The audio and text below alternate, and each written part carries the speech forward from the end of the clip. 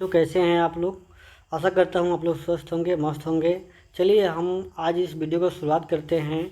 Objective की तैयारी कैसे करें हम इसके बारे में हम लोग चर्चा करेंगे और चैप्टर वाइज इसका शॉर्ट नोट्स हम डिस्कस करते हुए फर्स्ट वीडियो अगर आपका क्या रहेगा, थ्योरी का रहेगा, तो शॉर्ट नोट्स का रहेगा, तो अगला क्या रहेगा उसका ऑब्जेक्टिव सवाल। इसी प्रकार से क्लास 12 का हर एक चैप्टर हम लोग तैयारी कर लेंगे, जिसमें आपको पूरा फुली अपना एफर्ट लगा देना है। तो आइए शुरुआत करते हैं। जो भी इसमें इंपॉर्टेंट चीज़ें बस उसी को ध्यान रखना ऑब्जेक्टिव के लिए, बाकी तो सब्जेक्टिव में आप लोग पढ़े ही होंगे, ठीक है ना।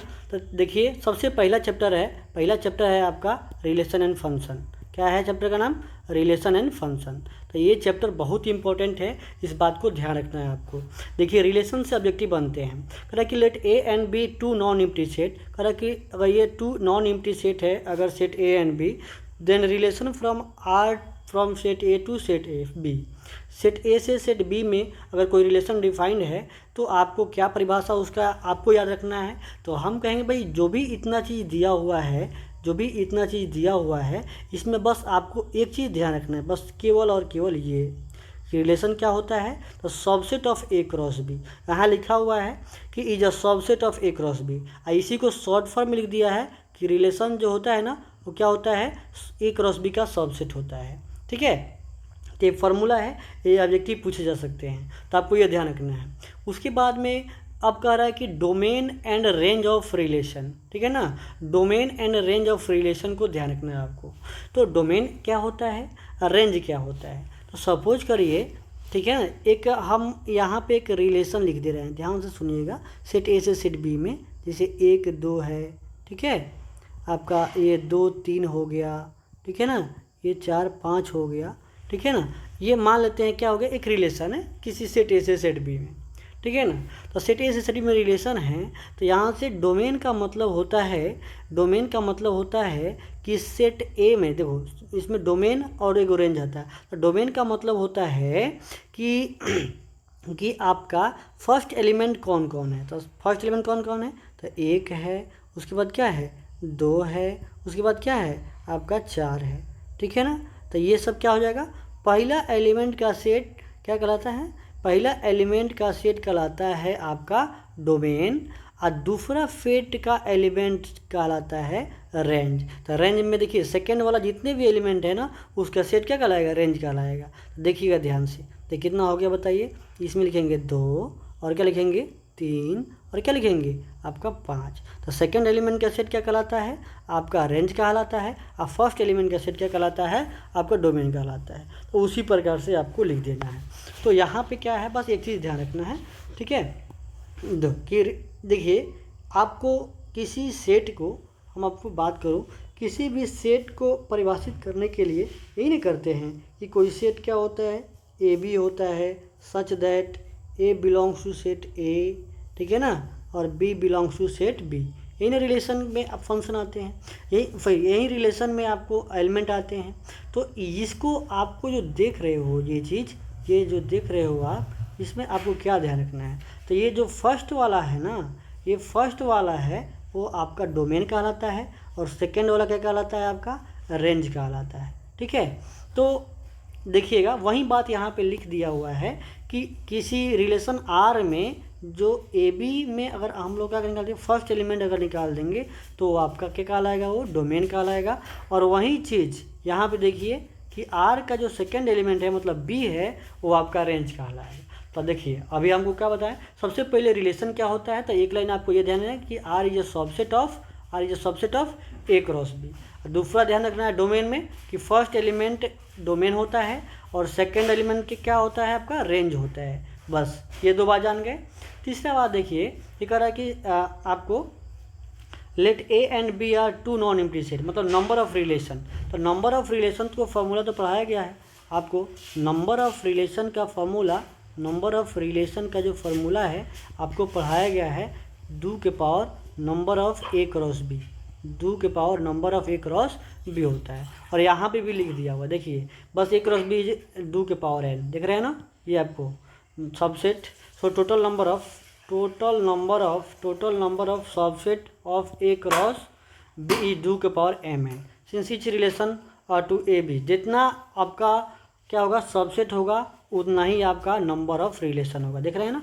तो वह तो यहाँ पे 2 सवाल आपको आया कि एक टोटल नंबर ऑफ अगर सबसेट पूछेगा तो 2 के पावर mn, और टोटल नंबर ऑफ अगर रिलेशन पूछेगा तो 2 के पावर क्या हो जाएगा आपका mn हो जाएगा। ठीक है, तो आशा करता हूँ ये फार्मूला आप याद रखेंगे। ठीक है ना, और ये पूछे जाएंगे। ये सपोज कर दीजिए, जैसे मान लीजिए आपको हम एक सवाल यहाँ पे ले लेते हैं। ठीक है, सवाल ले लेते हैं। जैसे सेट ए एक है जिसमें एलिमेंट है आपका 1 2 और 3, और सेट बी है जिसमें एलिमेंट है और 4 और ये क्या 5 है ना। तो ए से बी में नंबर ऑफ रिलेशन क्या होगा? नंबर ऑफ रिलेशन का फॉर्मूला आप पढ़े हैं ना, 2 के पावर m इंटू क्या होगा n होगा, होता है ना। तो देखिए, तो 2 के पावर m कितना है, ये होता है m और ये होता है n। तो ये हो जाएगा 2 के पावर 3 अगुने कितना हो जाएगा आपका, ये n है आपका 2, 2 के पावर कितना हो जाएगा 6 हो जाएगा, यानी 2 के पावर 6 क्या हो जाएगा आपका 64 हो जाएगा। ठीक है ना, इस प्रकार से आप निकालिएगा। ठीक है, बस जो बोल रहे हैं ना उसको आपको याद रखना है। और ये जिस हम बताते चल रहे हैं कि R is a subset of A cross B. दूसरा फर्स्ट एलिमेंट रिलेशन का डोमेन कहलाता है, सेकंड एलिमेंट क्या कहलाता है आपका रेंज कहलाता है। उसी प्रकार से टोटल नंबर ऑफ सबसेट कितना होता है, तो ये क्या होता है 2 के power mn, number of relation subset के बराबर होता है 2 के पावर mn। ठीक है ना, इस बात को ध्यान रखना है। अब इसमें इंपॉर्टेंट है कुछ रिलेशन। ठीक है ना, टाइप्स ऑफ रिलेशन बहुत तरह का होता है, लेकिन जिसमें जो हम बता रहे हैं ये तो सबका चैप्टर वाइज आप लोग पढ़े होंगे। ठीक है ना, वैसा रिलेशन, ठीक है ना, वैसा रिलेशन जो एक क्रॉस एक के बराबर हो जाए उसे यूनिवर्सल रिलेशन कहते हैं। देखिए फर्स्ट क्या है, यूनिवर्सल रिलेशन। ठीक है ना, तो यूनिवर्सल रिलेशन किसे कहते हैं, तो आर बराबर ए क्रॉस एक, क्या लिखा है उससे मतलब नहीं है, जो हम बता रहे हैं बस आपको उसको ध्यान रखना है। देखिए आइडेंटिटी फंक्शन क्या होता है, तो अगला है आइडेंटिटी फंक्शन। ठीक है ना, दूसरा है आइडेंटिटी फंक्शन, दूसरा आइडेंटिटी फंक्शन है। और इसमें क्या कहते हैं, ये ऐसा फंक्शन, ठीक है ना, ऐसा फंक्शन जिसमें जो ए बी है ना वो ए बी बिलोंग्स टू ए बराबर बी के लिए आ जाए। मतलब सपोज करिए, जैसे हम यहाँ पे आपको समझा रहे हैं, जैसे हम समझ रहे हैं क्या चीज़, आपको क्या समझ रहे हैं, तो आइडेंटिटी रिलेशन। तो एक रिलेशन एक सेट ए है जिसमें इसमें एलिमेंट है 1 2 क्या 3, ठीक है ना, 1 2 3 है। तो आइडेंटिटी रिलेशन का मतलब हुआ कि ए कोमा ए, ठीक है ना, A comma A belongs to R for all A belongs to क्या आपका सेट ए। कोई कहने का मतलब ये है कि अगर सेट ए में जितने एलिमेंट होंगे सबका सब के खुद के साथ रिलेशन होना चाहिए। जैसे मान लीजिए ये 1,1 के साथ, ठीक है, ये 2 है तो 2,2 होना चाहिए, 3 है तो 3,3 होना चाहिए। ठीक है ना, तो इस प्रकार के जो रिलेशन होते हैं सेम, ठीक है ना, और इसका परिभाषा होता है तो आपको ध्यान रखना है। तो जिसमें 1 1 2 2 3 3 हो जाए उसे हम क्या कहते हैं, आपका आइडेंटिटी रिलेशन। तो इसमें क्या ध्यान देना है, देखिए कि ए बराबर बी के लिए ए बी हो जाए। जैसे अगर मतलब ए और बी, जैसे 1 है तो यहाँ 1, यहाँ 2 है तो यहाँ भी 2, इस प्रकार को ध्यान रखना है। ठीक है, आगे देखिए अब क्या है, एम्प्टी रिलेशन इंपॉर्टेंट है। एम्प्टी रिलेशन किसे कहते हैं, ऐसा रिलेशन जो जिसमें कोई भी एलिमेंट ना आए, मतलब r बराबर 5 को एम्प्टी रिलेशन कहते हैं। अब ये देखिए यहाँ से यहाँ तक देखिए ये 3 रिलेशन आपके सामने लिखा गया है। कौन कौन, एक रिफ्लेक्सिव रिलेशन, ठीक है ना, एक सिमेट्रिक रिलेशन और एक आपका ट्रांजिटिव रिलेशन। ये तीनों के तीनों रिलेशन आपको चैप्टर में दिया हुआ है, इम्पोर्टेंट है, यहीं परीक्षा में पूछे जाते हैं, अब बाकी कोई नहीं पूछे जाते हैं। ठीक है ना, ये बाकी सब दिया हुआ है तो ये नहीं पूछे जाते हैं। तो और उसमें बाद एक वही इन्वर्स रिलेशन, इसको आपको ध्यान रखना है। इन्वर्स रिलेशन मैं समझा दूंगा इसके जस्ट नीचे। ठीक है, बस आपको ये रिफ्लेक्सिव क्या होता है इसको यहाँ पे हम समझाते हैं। सबसे पहले यहाँ पे लिखते हैं रिफ्लेक्सिव, देखिएगा आपका रिफ्लेक्सिव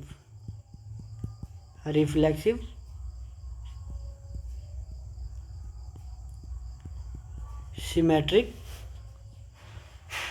और यहाँ पे है transitive. Reflexive symmetric transitive, reflexive symmetric और ये ट्रांजिटिव, ये 3 रिलेशन है। इसका देखिएगा ध्यान से, इसमें क्या है, रिफ्लेक्सिव में आपको ध्यान रखना है कि A comma A, A comma A belongs to R. तो ये रिफ्लेक्सिव के लिए याद रखिएगा, ठीक है ना, ये रिफ्लेक्सिव के लिए याद रखिएगा, ठीक है ना। इसके अलावा भी होगा तो भी चलेगा। और सिमेट्रिक में क्या है कि अगर ए बी किसी आर में है देन बी कोमा ए भी उसमें होना चाहिए, ठीक है। अब उसके बाद ध्यान से देखिए, ट्रांजिटिव का मतलब क्या होता है, देखिएगा ट्रांजिटिव में क्या होता है, यहाँ पे ट्रांजिटिव, अगला क्या है आपका ट्रांजिटिव। ट्रांजिटिव में क्या होता है, तो ट्रांजिटिव में आपको ध्यान ये रखना है कि इसमें जो होता है आपका ए बी अगर आर में हो, बी सी भी आर में हो, then A comma C belongs to R होना चाहिए, ठीक है ना। बस ये परिभाषा आपको ध्यान रखना है। अब बाकी सब जो होता है ना, बाकी जो सब होता है सब चीज़ हम लोग ऑब्जेक्टिव में कर लेंगे। ये तीन चीज़ होता है, अगर for all A comma A belongs to R तो रिफ्लेक्सिव, और ए बी आर में है तो बी ए उसमें होना चाहिए, ये सिमेट्रिक, और ए बी आर में है बी सी आर में है तो ए सी उसमें होना पड़ेगा, तब जाके क्या होगा, वो आपका क्या होगा बताइए, आपका क्या रहेगा, तो ये ट्रांजिटिव हो जाएगा, ठीक है। चलिए, तो रिलेशन ये कितना है आपको ध्यान रखना है, रिफ्लेक्सिव, सिमेट्रिक और ट्रांजिटिव, ठीक है ना, बस इतना ही ध्यान रखना है। आगे देखिए एक और जो यहाँ पे है इन्वर्स रिलेशन। इन्वर्स रिलेशन का मतलब ध्यान से सुन लीजिए, एक हम रिलेशन देखिए, एक रिलेशन आपको मैं बता रहा हूँ, ठीक है ना, ये आपको एक हम रिलेशन बता रहा हूँ, ऐसे एक रिलेशन बता रहा हूँ, इन्वर्स रिलेशन, इन्वर्स रिलेशन। ये इन्वर्स रिलेशन क्या होता है, तो ध्यान से सुनिए। इन्वर्स रिलेशन जैसे मान लीजिए एक रिलेशन में लिखा हुआ है ए से बी में 1,2, ठीक है ना, ये 2,3 और ये 3,4, एक रिलेशन मैंने मान लो लिख दिया, एग्जाम्पल करो। तो आर इन्वर्स जो होता है ना, ध्यान से सुनिए, जो आर इन्वर्स होता है कुछ नहीं होता है, बस उसको उल्टा करके लिख दो। अगर ए बी है तो बी ए लिख दो, तो 2 क्या हो जाएगा 1 हो जाएगा, और क्या हो जाएगा 3 कितना हो जाएगा 2 हो जाएगा, और 4 कितना हो जाएगा 3 हो जाएगा, ठीक है ना, इस हिसाब से, ठीक है। तो आपको ये ध्यान रखना है। तो आर इन्वर्स क्या हो जाएगा 2 1 3 2 और 4 3 होता है, ठीक है। तो आर इन्वर्स ऐसे निकालते हैं। और कोई दिक्कत है क्या, नहीं। आगे बढ़ते हैं। तो इन्वर्स रिलेशन समझ में आ गया, बस उलट देना है उसको। अब अगला है फंक्शन। देखिए फंक्शन में क्या ज़रूरी है, तो फंक्शन का एक परिभाषा आपको ध्यान रखना है, ठीक है ना। यहाँ पे मैं आपको फंक्शन समझा देता हूँ, ठीक है ना, उसके बाद में आपसे ये सारी चीज़ें मैं पूछूंगा। फंक्शन का बस एक परिभाषा जो मैं बोल रहा हूँ उसको लिखिएगा, ठीक है ना। ईच एंड, देखिएगा इसका होता है ईच एंड एवरी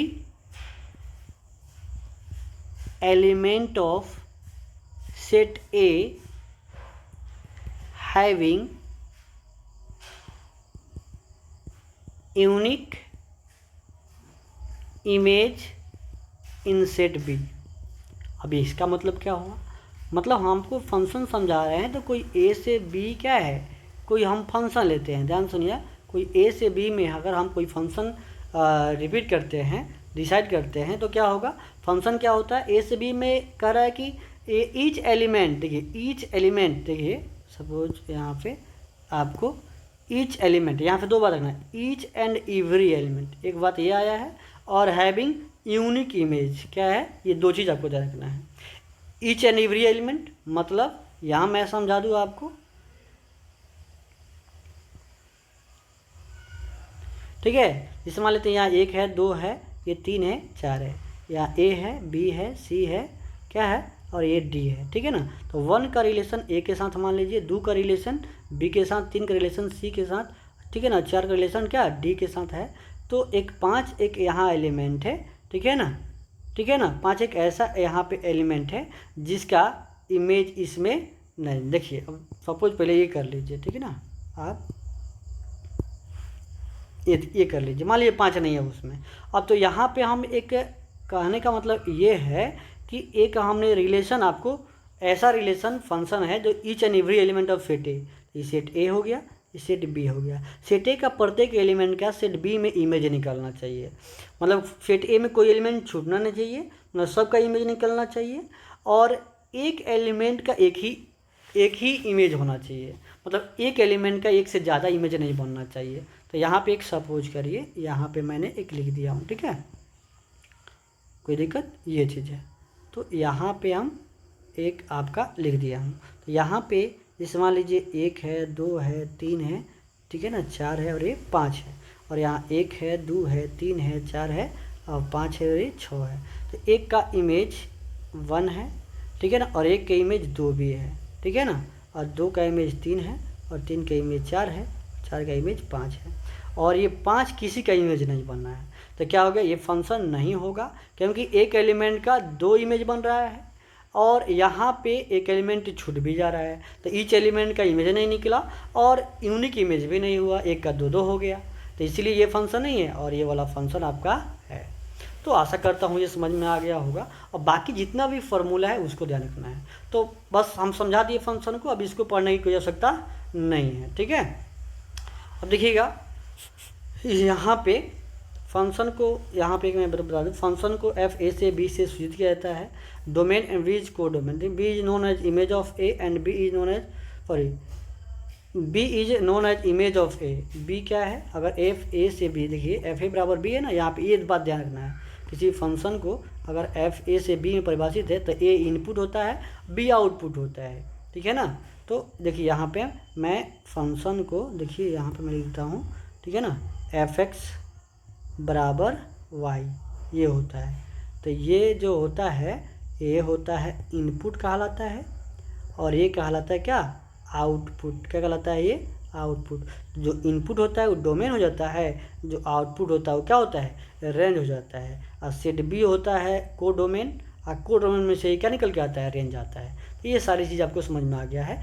तो F A equal to B, तो ये है इनपुट, मैंने इसको इमेज कहते हैं, इसको इमेज कहते हैं, सॉरी हाँ, इसको बी को इमेज कहते हैं। ये आपका ए का इमेज क्या है, बी, तो ये आपका इमेज है, ठीक है ना, इस बात को ध्यान रखना है। चलिए अब रेंज ऑफ फंक्शन, तो अभी तो हम पढ़ाए हैं कि सेट ए में जितने एलिमेंट होगा उसको डोमेन कहते हैं, और सेट बी में जितने एलिमेंट जो निकल के आएगा, जो उससे क्या है बनाया हुआ है, जो इमेज बन के आया है, जो इमेज बन के आया है वो क्या कहलाएगा, आपका रेंज कहलाएगा।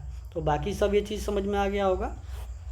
मतलब कहने का मतलब ये है कि एफ ए में एफ ए क्या कहलाएगा, एफ ए जो होगा ये डोमेन कहलाएगा, ठीक है ना। अब देखिए टाइप्स ऑफ फंक्शन में, देखिए वन फंक्शन, तो वन फंक्शन एक इम्पॉर्टेंट है, ठीक है ना, मैं पढ़ा रहा हूँ आपको। तो वन फंक्शन किसे कहते हैं, देखिए, तो वन फंक्शन किसे कहते हैं, ठीक है। वन फंक्शन होता है जैसे 1 2 3 ए बी सी, ठीक है ना, डी। तो ये एक एलिमेंट का एक ही इमेज हो, सिंगल, तो उसे वन कहते हैं। क्या कहते हैं, वन कहते हैं, ठीक है ना। अब जैसे मान लीजिए यहाँ से ये 2 आपका फंक्शन हो गया, ठीक है ना। तो 1 2 3 4, यहाँ A B C D E, तो एक का भी इमेज ये हो गया, 2 का भी इमेज एक हो गया।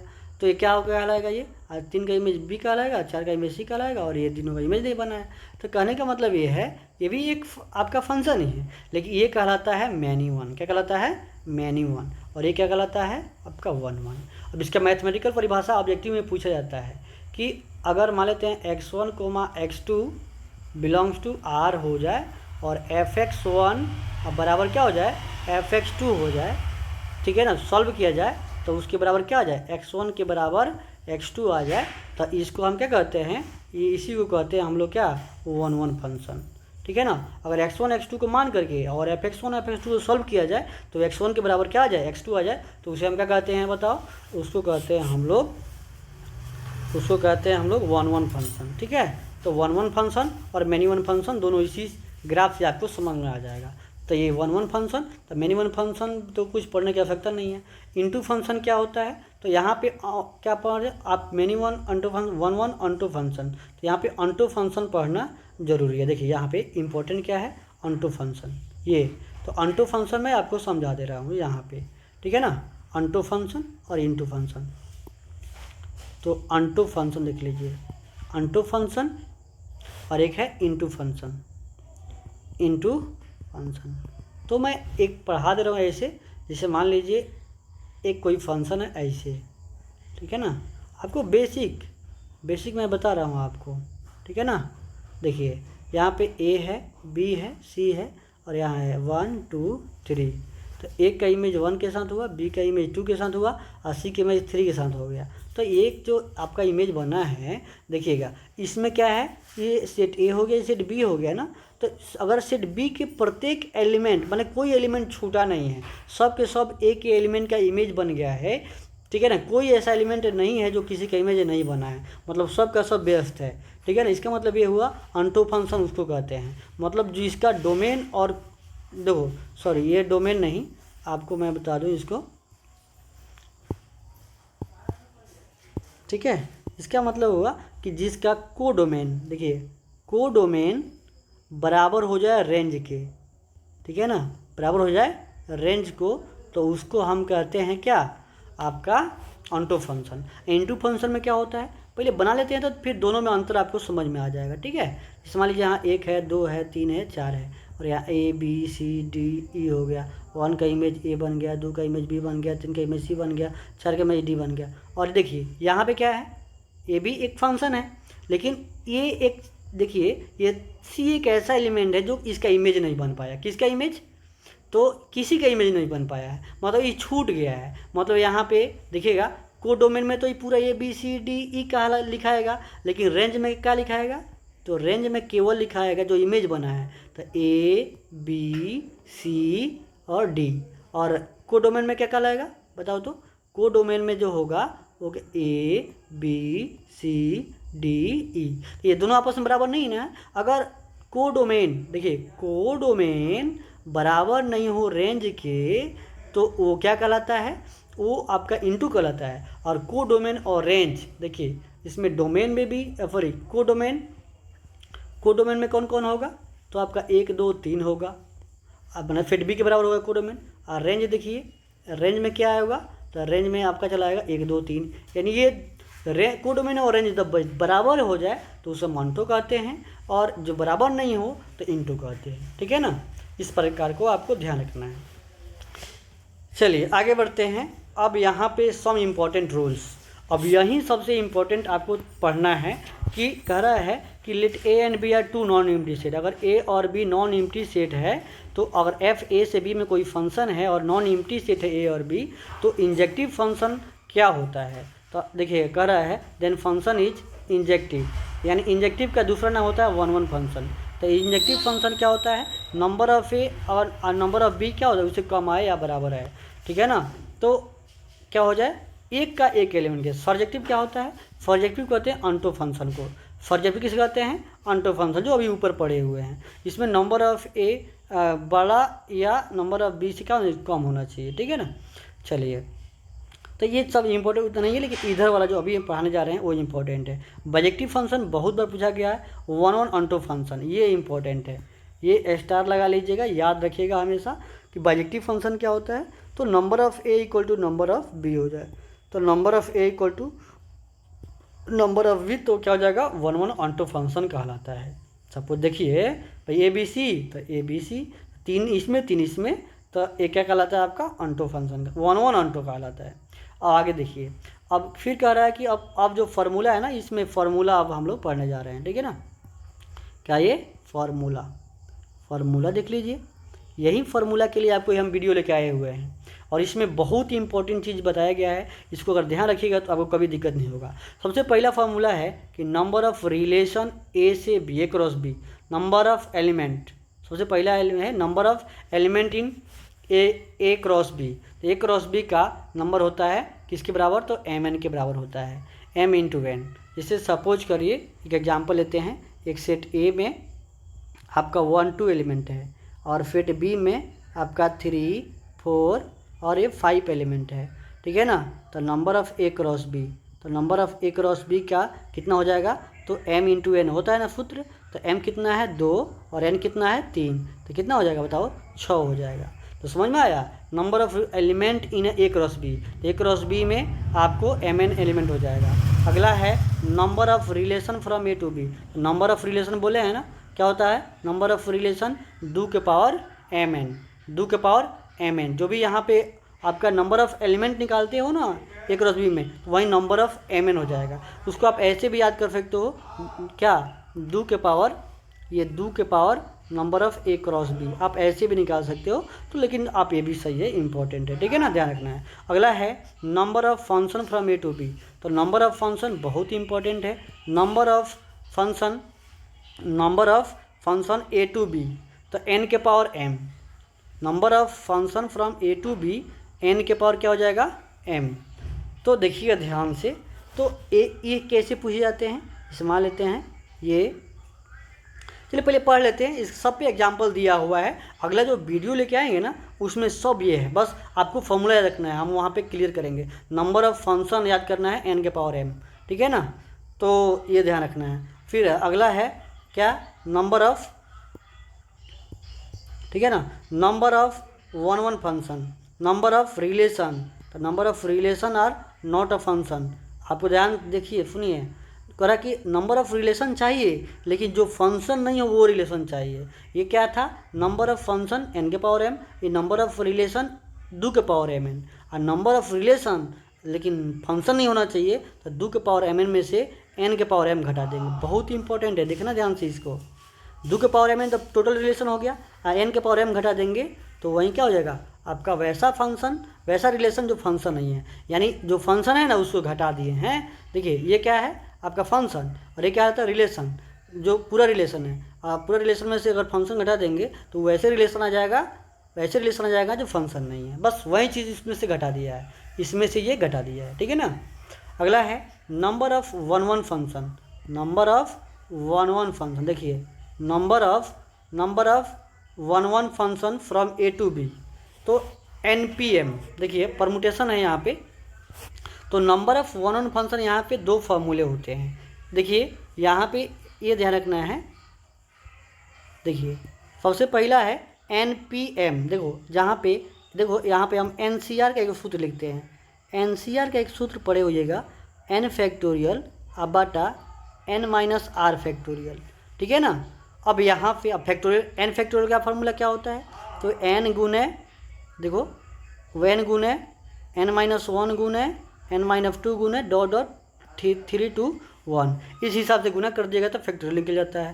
तो ये फार्मूला n फैक्टोरियल बटा n माइनस आर फैक्टोरियल, ये क्या कहलाता है आपका परमुटेशन कहलाता है। तो NPM, इस पर ऑब्जेक्टिव सवाल आएगा तो हम बनाएंगे, लेकिन शर्तें होना चाहिए कि n बड़ा होना चाहिए किससे, m से, n बड़ा होना चाहिए किससे, m से। और number of one function zero कब होता है, जब n कम हो जाए क्या आपका m से, n क्या हो जाए, ये n m से कम होगा तो जीरो होगा, और n बड़ा होगा m से तो क्या होगा, n होगा। इसको देखिएगा। अगला जो है, ठीक है ना, अगला जो है नंबर ऑफ अनटू फंक्शन।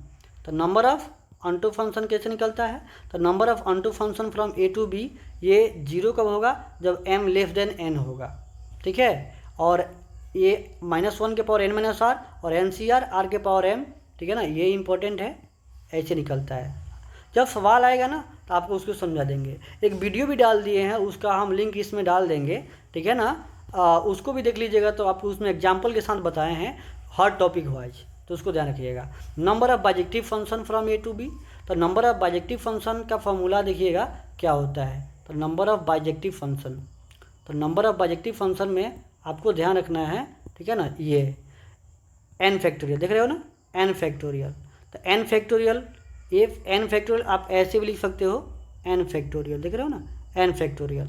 तो n फैक्टोरियल क्या होता है, जब m बराबर n हो। जैसे मान लीजिए ए सेट A में आपका 1 2 एलिमेंट हो, और फिर B में आपका 3 4, ऐसे दो एलिमेंट इसमें भी हो, दो एलिमेंट इसमें भी हो, ये m और ये n। तो कहने का मतलब ये है, ये आपका m हो गया, ये n हो गया ना। तो A से B में, ठीक है ना, अनटू फंक्शन कितना हो गया, तो आपका n फैक्टोरियल, मतलब 2 है तो 2 फैक्टोरियल। तो 2 फैक्टोरियल का मतलब क्या हो गया, 2 गुना 1, क्या होगा, दोनों बराबर है तो 2 फैक्टोरियल मतलब 2 आएगा इसका आंसर, ठीक है ना। तो आपका 2 हो जाएगा। अगर मान लो इसमें 3 एलिमेंट रहता तो 3 फैक्टोरियल, तो 3 कैसे निकलता, 3 गुना 2 गुना 1, तो 3 गुना कितना हो गया, 6 होता, इस प्रकार से। लेकिन अगर m और n बराबर नहीं आया तो उसमें फटाक से कह देंगे कि 0 होगा, number of bijective function. Bijective function कहते किसको हैं? बाइजेक्टिव फंक्शन कहते किसको है? जो 1 1 1 1 आप प्लस क्या हो, अंटो हो, उसे हम कहते हैं क्या? Bijective function. अगला देखिए, अगला इंपॉर्टेंट फार्मूला ये निकल के आया, ठीक है। देखिए कह रहा है कि नंबर ऑफ, देखिए number of element in A cross A, तो number of element in A cross A तो एन स्क्वायर हो जाएगा। क्या हो जाएगा? N square. Number of relation from A to Z, number of relation from A to A, देखो पहले ए से बी में था ना, अब ए से ए में, तो 2 के पावर एन स्क्वायर वही फार्मूला है, बट वहाँ पे ए से बी में था और यहाँ ए से ए में हो रहा है, तो 2 के पावर एन स्क्वायर हो जाएगा। Number of function from A to A तो एन के पावर एन हो जाएगा। ए से ए में कितना हो जाएगा? एन के पावर एन हो जाएगा। Number of 1 1 function A to A, तो ए से ए में क्या हो जाएगा? 1 1 फंक्शन एन फैक्टोरियल। और नंबर ऑफ अनटू फंक्शन क्या हो जाएगा? नंबर ऑफ अनटू फंक्शन तो -1 के पावर एन माइनस आर और एन सी आर के पावर आर। ये फार्मूला आपको याद करके रखना पड़ेगा। फार्मूला याद नहीं रहेगा तो आपसे सवाल नहीं बनेगा, समेशन लगाना है इस प्रकार से। तो अब देखिए अगला इंपॉर्टेंट चीज़ है नंबर ऑफ बाइजेक्टिव फंक्शंस। तो नंबर ऑफ बाइजेक्टिव फंक्शन क्या होता है? अभी तो पढ़े हैं इसे में, तो एन फैक्टोरियल, ठीक है ना। Number of relation A to A which is not function, तो 2 के power M N minus N के पावर एम था, तो अब ये 2 के पावर क्या हो जाएगा? एन स्क्वायर माइनस एन के पावर एन। अरे वही जो फार्मूला ऊपर पढ़ाए हैं वही उसी का है, बस इसको याद कर लेना है। अगला है बाइनरी ऑपरेशन। तो बाइनरी ऑपरेशन में बस एक चीज़ आपको ध्यान रखना है, ठीक है ना। बाइनरी ऑपरेशन में एक चीज़ ध्यान रखना है कि आपको ये नंबर ऑफ बाइनरी ऑपरेशन, देखिए नंबर ऑफ बाइनरी ऑपरेशन, तो नंबर ऑफ बाइनरी ऑपरेशन आपको ध्यान रखने होंगे। तो नंबर ऑफ बाइनरी ऑपरेशन कितना होता है? तो एन के पावर एन, यानी हो जाएगा आपका, देखो ये 2 के पावर, यहाँ बताते हैं नंबर ऑफ फिट ए क्या हो जाएगा? ये 2 के पावर एन स्क्वायर, क्या हो जाएगा? ये 2 के पावर एन स्क्वायर, ठीक है। इसी हिसाब से आपको ध्यान देना है, ठीक है। कोई दिक्कत की बात नहीं है। तो आशा करता हूँ ये जो मैंने बताया जो फार्मूला, उसको आपको क्या करना है? लिख लेना है और याद कर लेना है। इसका जो हम PDF जो है ना डाल देते हैं आपको इसी चैनल के, जो आपका टेलीग्राम चैनल है उस पर, तो आप जा कर के उसको ले लीजिएगा और इसको ध्यान से देख लीजिएगा। थैंक यू वेरी मच बच्चों, और ये वीडियो को शेयर करते रहिएगा। Thank you.